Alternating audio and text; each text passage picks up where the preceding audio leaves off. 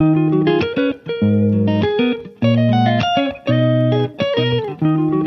माता दी। नमस्कार दोस्तों, आज मैं आप लोगों को चैत्र नवरात्रि के बारे में बताने जा रही हूँ। चैत्र नवरात्रि प्रतिपदा के दिन कलश स्थापना कैसे करनी चाहिए, इसके बारे में मैं पूर्ण विधि बताऊंगी। 22 मार्च 2023 से चैत्र नवरात्रि शुरू होने वाली है, जिसका समापन 30 मार्च 2023 को होगा। नवरात्रों का यह त्योहार हमारे भारतवर्ष में मनाए जाने वाले प्रमुख त्योहारों में से एक है, जिसका जिक्र पुराणों में भी अच्छे से मिलता है। नवरात्रि के 9 दिनों में माँ को तरह तरह के भोग चढ़ाए जाते हैं। विभिन्न तरह की पूजा सामग्री की जरूरत होती है। अगर आप भी अपने घर में माँ दुर्गा के आगमन में लगे हुए हैं तो पूजा सामग्री की पूरी लिस्ट देख लें, जिससे कि पूजा करते समय किसी परेशानी का सामना न करना पड़े। कलश स्थापना की सामग्री आप लोग नोट कर लें। मिट्टी का कलश के साथ ढकने के लिए परई, जौ, साफ मिट्टी, रक्षा सूत्र, लौंग, इलायची, रोली, कपूर, आम के पत्ते, पान के पत्ते, साबुत सुपारी, अक्षत, नारियल, फूल, फल, चावल या फिर गेहूं, मिठाई, फल, मेवे, पूजा की थाली, गंगा जल, नवग्रह पूजन आदि। माँ दुर्गा के श्रृंगार का भी सामान आप लोग खरीद लें। नवरात्रि के दिन माता के श्रृंगार का विशेष ध्यान रखा जाता है, इसलिए इसकी सामग्री लेना बहुत जरूरी है। आप चाहें तो 9 दिन रोज श्रृंगार कर सकते हैं या फिर नवरात्रि के पहले दिन से लेकर अष्टमी के दिन तक पूजा से पहले देवी का श्रृंगार करें। इसके लिए लाल चुनरी के साथ लाल चूड़ियाँ, सिंदूर, कुमकुम, मेहंदी, आलता, बिंदी, शीशा, कंघी, काजल जैसे श्रृंगार शामिल होते हैं। इसके साथ ही माता की तस्वीर रखने के लिए चौकी और बिछाने के लिए लाल रंग का कपड़ा ले लें।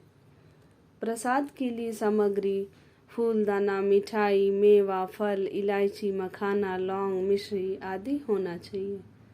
अखंड ज्योति के लिए सामग्री, अगर आप 9 दिन का व्रत रख रहे हैं या फिर आप ऐसे ही 9 दिन अखंड ज्योति जला रहे हैं तो शुद्ध घी, बड़ा दीपक, पीतल का, बाती और थोड़े चावल। इसके साथ ही दीपक को बंद होने से बचाने के लिए कांच का शीशा ढकने के लिए। हवन के लिए सामग्री हवन कुंड, रोजाना लौंग के 9 जोड़े, कपूर, सुपारी, गूगल, लोबान, घी, 5 मेवा, चावल, आम की लकड़ी, धूप, लकड़ी, 9 ग्रह की लकड़ी आदि। कन्या पूजन के लिए कन्याओं के लिए वस्त्र, प्लेट, उपहार, जो भी आप लोगों को उपहार में देना है, दक्षिणा आदि। कल से 9 दिनों तक चलने वाली चैत्र नवरात्रि की शुरुआत हो जाएगी। इसमें देवी दुर्गा के अलग अलग 9 रूपों की आराधना की जाएगी। प्रतिपदा तिथि भले ही आज से शुरू हो गई हो, लेकिन कलश स्थापना कल ही की जाएगी। कलश स्थापना कल दोपहर 11:58 से पहले कर लें। इस वर्ष माँ का आगमन नौका पर है, जिसे सुख समृद्धि कारक कहा जाता है। पूरे 9 दिनों के नवरात्र में माँ के 9 स्वरूपों की पूजा होती है। इस बार 4 ग्रहों का परिवर्तन नवरात्र पर देखने को मिलेगा। यह संयोग 110 वर्षों के बाद मिल रहा है। इस बार 9 संवत्सर लग रहा है। माना जाता है कि इसी दिन भगवान ब्रह्मा ने पृथ्वी की रचना की थी, इसलिए यह और भी महत्वपूर्ण हो जाता है। कलश स्थापना का शुभ मुहूर्त 6:23 से 7:32 तक रहेगा। पूरी अवधि 1 घंटा 9 मिनट तक का है। अब मैं आप लोगों को कलश स्थापना की विधि बता रही हूँ। सबसे पहले घर के उत्तर पूर्वी हिस्से में किसी निर्धारित स्थान की सफाई कर वहां पर उत्तर पूर्व कोने में जल छिड़क कर साफ मिट्टी या बालू रखनी चाहिए। उस साफ मिट्टी या बालू पर जौ की परत बिछानी चाहिए। उसके ऊपर पुनः साफ मिट्टी या बालू की साफ परत बिछानी चाहिए और उसका जलावशोषण करना चाहिए, यानी उसके ऊपर जल छिड़कना चाहिए। उसके ऊपर मिट्टी या धातु के कलश की स्थापना करनी चाहिए। कलश को गले तक साफ शुद्ध जल से भरना चाहिए और उस कलश में एक सिक्का डालना चाहिए। कलश के जल में गंगा जल अवश्य मिला लें। इसके बाद कलश के मुख पर अपना दाहिना हाथ रखकर गंगे च यमुने चैव गोदावरी सरस्वती नर्मदे सिंधु कावेरी जले अस्मि सन्निधि कुरु, इस मंत्र का जप करना चाहिए। अगर मंत्र याद न हो तो बिना मंत्र के ही गंगा, यमुना, कावेरी, गोदावरी, नर्मदा आदि पवित्र नदियों का ध्यान करते हुए उन नदियों के जल का आह्वान उस कलश में करनी चाहिए और ऐसा भाव करना चाहिए कि सभी नदियों का जल उस कलश में आ जाए। साथ ही वरुण देवता का आह्वान करना चाहिए कि वो उस कलश में अपना स्थान ग्रहण करे।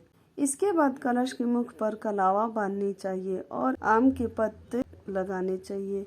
ढक्कन या परई या दियाली या मिट्टी की कटोरी, जो भी आप उसे अपनी भाषा में कहते हैं और जो भी उसके आपके पास हो, उससे कलश को ढक देना चाहिए।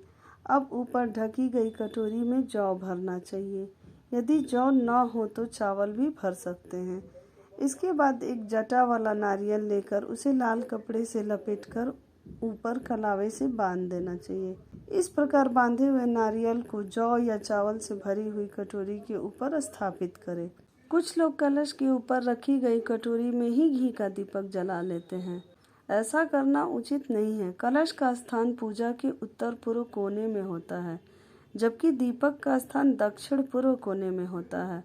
अतः कलश के ऊपर दीपक नहीं जलाना चाहिए। कलश स्थापना करते हुए आप निर्वाण मंत्र का जाप करते रहें। ओम ऐं ह्रीं क्लीं चामुंडा विच्चे नमः। इसके बाद धूप दीप जलाकर माँ दुर्गा का आवाहन करें और शास्त्रों के मुताबिक माँ दुर्गा की उपासना करें। कलश स्थापना के बाद गणेश जी और माँ दुर्गा की आरती करें। इस तरह अपना पूजा संपन्न करें। अगर आपको मेरी यह जानकारी अच्छी लगी हो तो मेरे चैनल को लाइक करें, सब्सक्राइब करें, शेयर करें और कमेंट में जय माता दी जरूर लिखें।